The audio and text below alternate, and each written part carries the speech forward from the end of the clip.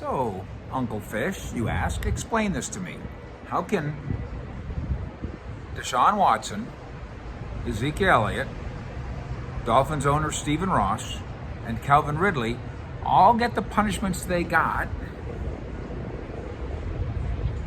despite the different things they did, despite the different circumstances, all within a half decade or so, under the same commissioner, under the same CBA? How can they be different? Allow me to explain. I'm Mike Fisher, covering the Cowboys and the NFL. Thank you for subscribing to what we do here. And pull up a comfortable chair like I've done here, and I'll walk you through this. Ezekiel Elliott fought tooth and nail in a courtroom every Friday. Ended up getting a 6-game suspension, despite the fact that his involvement was with one ex-girlfriend and alleged, I guess we call it domestic violence with that girlfriend, never proven on a law enforcement level, never established guilt on a law enforcement level. You could not have found, had that gone to trial, you could not have found Ezekiel Elliott guilty. He would not have been found guilty. We would have said that there's a bruise on her wrist. And by the way, I'm not defending anybody or any side, and I'm not taking a side. I'm just saying, on a law enforcement official level, when you investigated the Ezekiel Elliott situation, and there's a bruise, and then you get into her testimony about the nature of their relationship, sexual and beyond, it makes plenty of sense for why the law enforcement officials declined to chase this down. But the NFL decided to chase it down, and not only gave Ezekiel Elliott a 6-game suspension, but also wrote him a letter.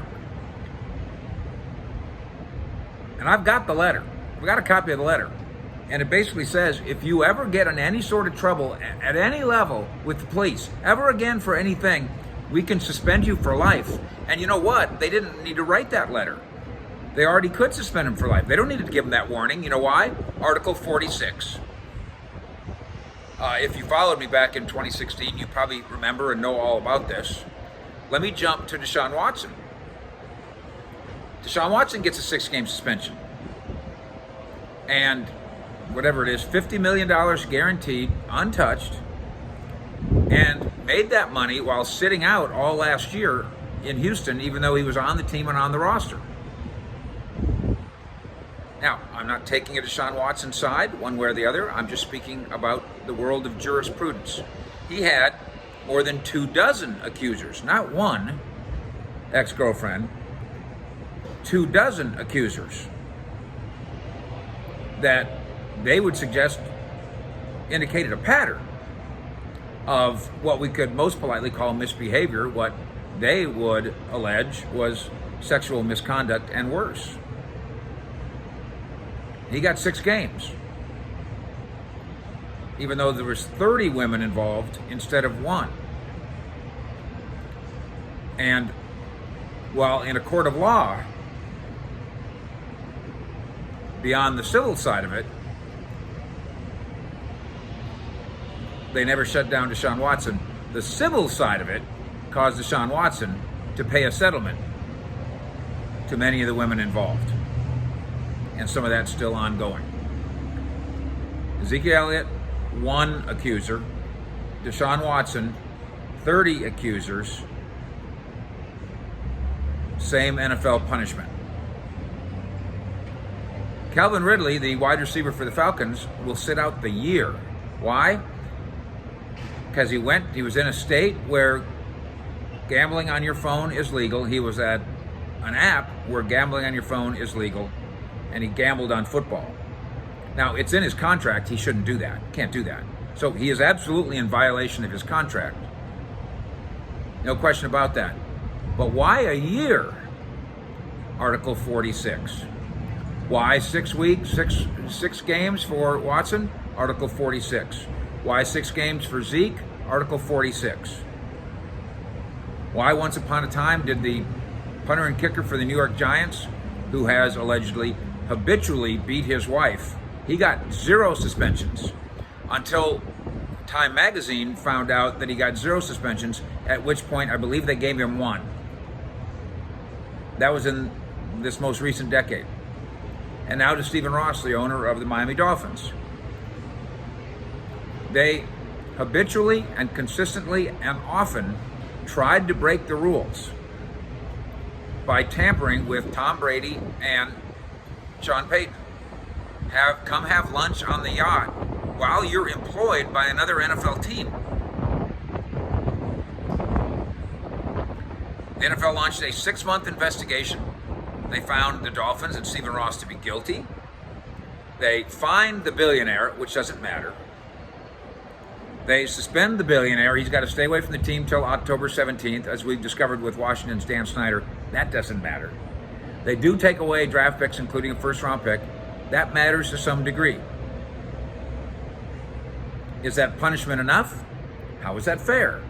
Isn't having Tom Brady come on your yacht to try to steal him away from his existing team, isn't that worse than gambling on a game on DraftKings or on your phone? Doesn't matter what you think. Doesn't matter what I think.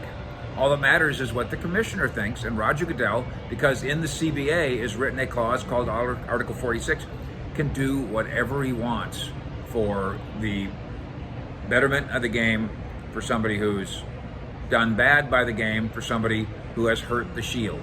He can suspend you for 6 minutes, 6 games, 6 years, 60 years. He really can.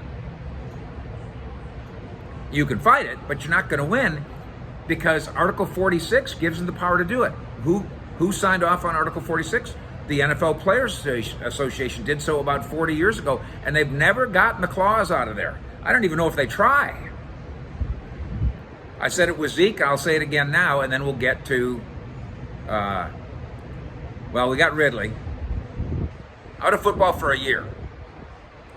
We got Deshaun out of football for 6 games, but with $250 million in his pocket. Ezekiel Elliott, reputation ruined forever, because certainly his side would anyway argue he had one bad relationship. And Stephen Ross has to watch the games on TV for a few weeks. Different crimes, vastly different punishments,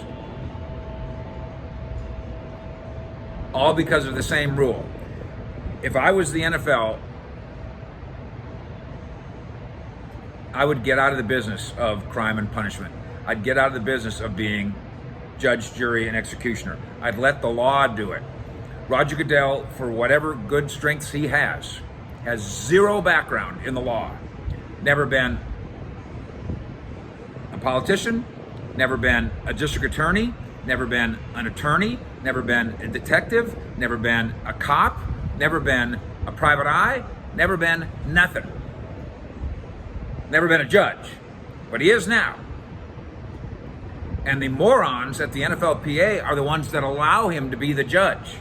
I can't believe that Ezekiel Elliott, Tom Brady, Deshaun Watson, Calvin Ridley can't find a way to band together and say, NFLPA, we don't want to be a member of a club that can't figure out how to get the NFL to see that we need to be partners in this business, at least when it comes to suspensions. Because what the NFL does with suspensions is, it's not arbitrary, it's subjective. They were never going to punish Ray Rice. They had the video of Ray Rice and his fiance in the elevator, and they were never going to do anything about it until the video leaked. They were going to let it slide. But they chose not to let Zeke slide. They chose not to let Deshaun Watson slide very much. They chose to let Stephen Ross slide a little bit. He's not banned from owning a team. He's just banned from going to the games for a few weeks. This is too bad that the NFL does this. Tisk, tisk to you, Roger Goodell. But also, The CBA stands for collective bargaining agreement. This Article 46 was collectively bargained by the representatives of the players.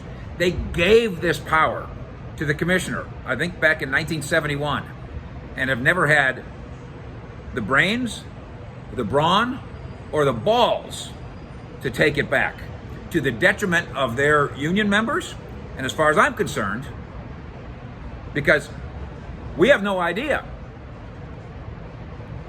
what Ezekiel Elliott was really guilty of. We have no idea what Deshaun Watson was really guilty of, because law enforcement dropped the cases.